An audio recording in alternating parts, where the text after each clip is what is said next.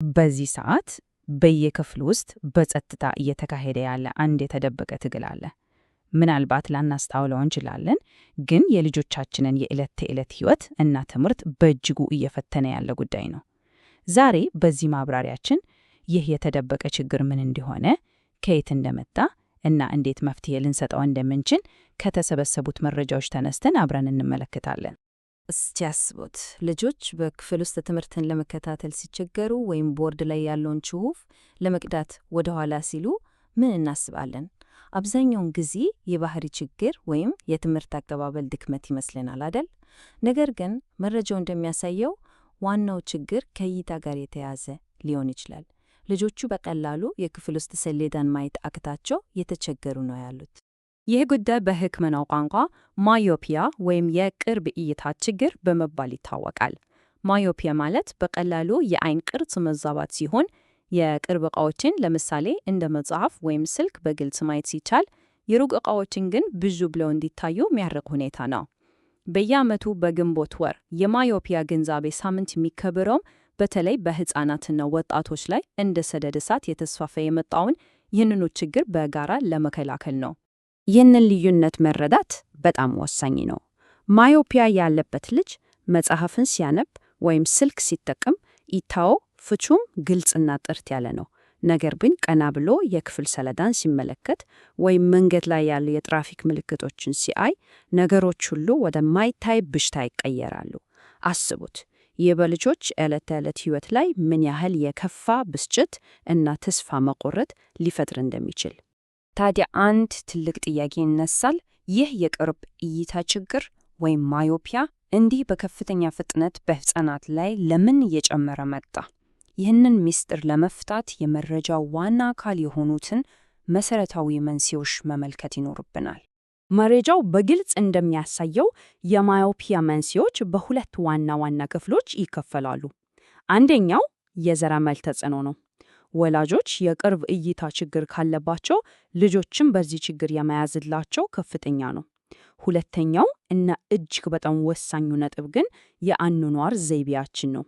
እውነት ለመናገር የዘረመልን ጉዳይ መቀየር አንችልም። የአኗኗር ዘይቤን ግን ሙሉ በሙሉ ልንቆጣጠረው እንችላለን።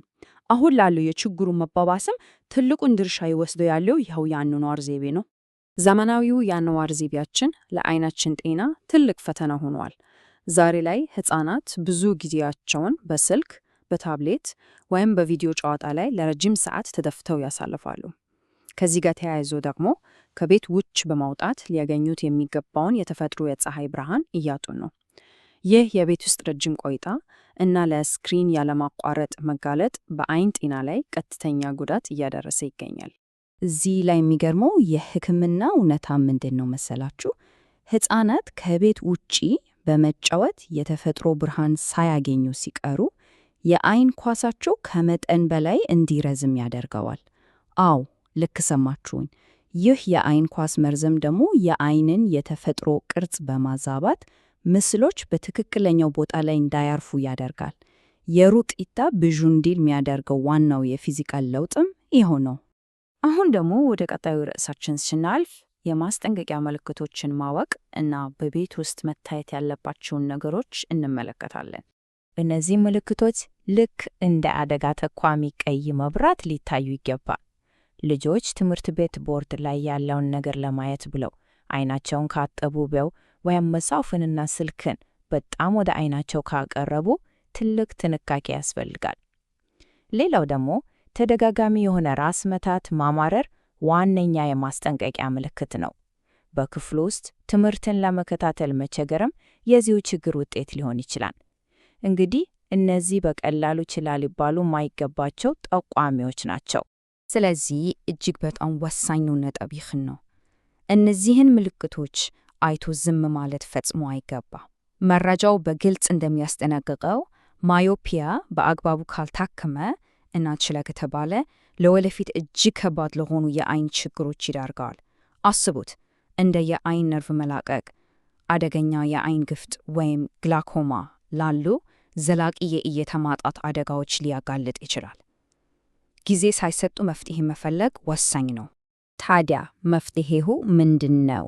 ወደ ተግባራዊ መከላከያ እና የልጆችን እይታ መጠበቅ ወደምንችልባቸው መንገዶች እንለፍ። የመጀመሪያውና እጅግ ውጤታማ የሆነው መከላከያ ዘዴ 20-20-20 ይባላል። ይህ ቁጥር በየዕለቱ ልናስታውሰው የሚገባን ለዓይን ጤና እጅግ ወሳኝ የሆነ ሕግ ነው። ይህ የ20-20-20 ሕግ ጤናማ የስክሪን አጠቃቀምን ለማበረታታት የተቀመጠ ቀላል ግን በጣም ኃይለኛ መመሪያ ነው። ይህን ሕግ በዝርዝር ስንመለከተው በጣም ቀላል ሆኖ እናገኘዋለን። አንደኛ፣ ልጆች በስክሪን ላይ ሲያነቡ ወይም ሲጫወቱ በየ20 ደቂቃው ስራቸውን ማቆም አለባቸው። ሁለተኛ፣ ቢያንስ 20 ጫማ ወይም 6 ሜትር ርቀት ላይ ያለን ሌላ ነገር መመልከት አለባቸው። ሶስተኛ፣ ይህን ርቀት ላይ ያለ ነገር ለ20 ሰከንድ ያህል ትኩረት አድርገው ማየት አለባቸው። አያችሁ፣ ይህ አጭር እረፍት የዓይን ጡንቻዎችን ዘና በማድረግ ከፍተኛ እፎይታ ይሰጣል። ሌላኛው ወሳኝ ቁጥር ደግሞ 2 ነው። ይህ ቁጥር ከዓይን ጤና ጋር በተያያዘ ትልቅ ትርጉም አለው። የልጆችን እይታ ለመጠበቅ በየቀኑ የሚያስፈልጋቸውን ሰዓት ነው የሚወክለው። መረጃው በግልጽ እንደሚያስቀምጠው የተፈጥሮ ብርሃን ቃል በቃል እንደ መድኃኒት ነው የሚያገለግለው። ሕፃናት በቀን ቢያንስ ለ2 ሰዓት ያህል ከቤት ውጭ ወጥተው ተፈጥሯዊ ብርሃን ላይ እንዲጫወቱ ማድረግ ያስፈልጋል። ይህ የተፈጥሮ ብርሃን መጋለጥ ቅድም ያነሳነውን የዓይን ኳስ ከመጠን በላይ የመርዘም ችግር ይከላከላል፣ የዓይንን ቅርጽ ጤናማ ያደርጋሉ። ስለዚህ ጠንካራ የዕለት ተዕለት መከላከያ መገንባት አለብን። የልጆችን የስልክ እና የጨዋታ ጊዜ መቆጣጠርና መገደብ፣ ቢያንስ ለ2 ሰዓት ከቤት ውጭ የሚደረግ እንቅስቃሴን ማበረታታት እና የ20-20-20 ሕግን አዘውትሮ መተግበር። እነዚህ 3 ተግባራት በማዮፒያ ላይ ጠንካራ የመከላከያ ግንብ ይገነባሉ። እርግጥ ነው የቤት ውስጥ እንክብካቤዎች ብቻቸውን በቂ አይደለም። ልጆች ምንም አይነት የማዮፒያ ምልክት ባያሳዩ እንኳን ቢያንስ በዓመት አንድ ጊዜ ወደ የዓይን ሐኪም ወይም ኦፕቶሜትሪስት በመውሰድ መደበኛ የዓይን ምርመራ እንዲያደርጉ ማድረግ እጅግ አስፈላጊ ነው።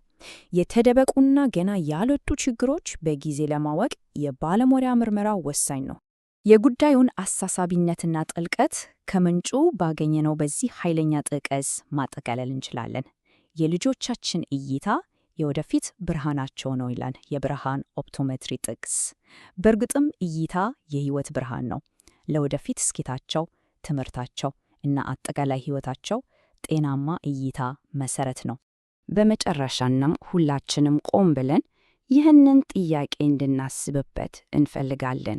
የልጆቻችንን ጤናማ እይታ እና የወደፊት ብርሃን ለመጠበቅ ዛሬውኑ በቤታችን ውስጥ ልንጨይረው የምንችለው አንዱ ልማድ ምንድን ነው?